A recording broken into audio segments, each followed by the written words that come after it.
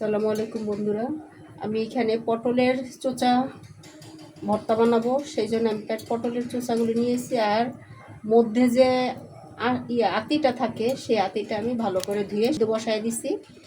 এখানে দিচ্ছি কতগুলি কাঁচামরিচ, দিব কটা রসুন, এ দিয়ে এখন সিদ্ধ করে নিব। পরবর্তীতে আসছি, দেখাচ্ছি। সিদ্ধ করা হয়ে গেছে, আমি এটা বাটিতে আলাদা করে রেখেছি। ওই হাঁড়িটার মধ্যে আমি এখন ভেজে নিব পটলের চোচাগুলি। এখানে একটু তেল দিয়ে দিলাম, দিচ্ছি একটু পেঁয়াজ কুচি, আরও আস্ত 2-3 কোয়া রসুন, এখানে ছোট রসুনটা দিয়েছি।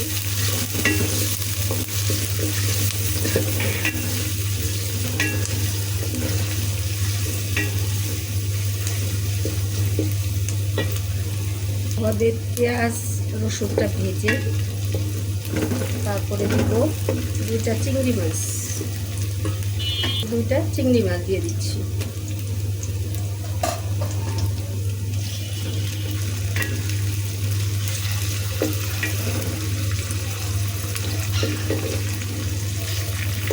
ধোয়া দেওয়া হাঁড়িগুলি নষ্ট করতে, নোংরা করতে আমার ভালো লাগে না। আমি সেজন্য এক হাঁড়ির মধ্যে রান্না করি।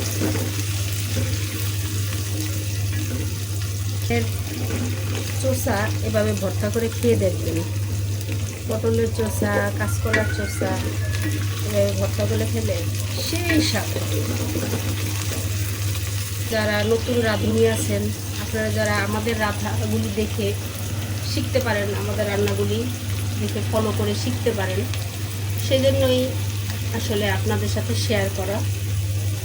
মূলা দিয়ে দিচ্ছি পটলের চোষা।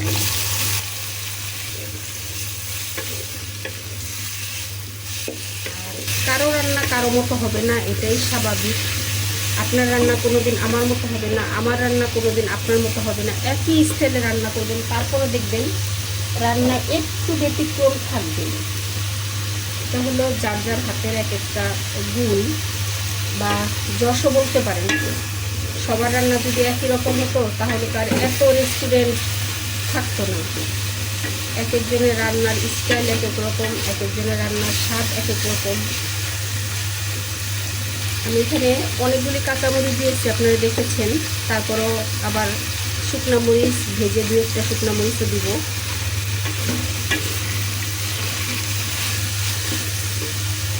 দিয়ে দিচ্ছি কিছু ধনিয়া পাতা।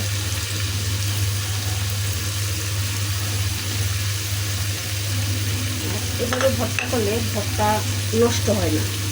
অনেক সময় কাঁচা পেঁয়াজ রসুন দিয়ে ভর্তা করলে ভর্তা নষ্ট হয়ে যায়। এভাবে একটু ভেজে ভর্তা করবেন, এই ভর্তাটা নষ্ট হবে না।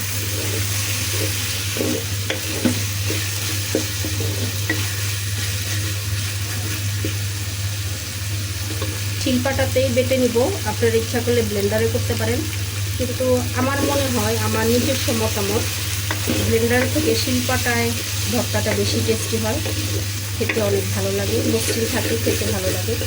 আর ব্লেন্ডারে করলে একটু সাবা সাবা হবে, এই জন্য আমি শিলপাটাতে ভর্তাটা বেটে নিই।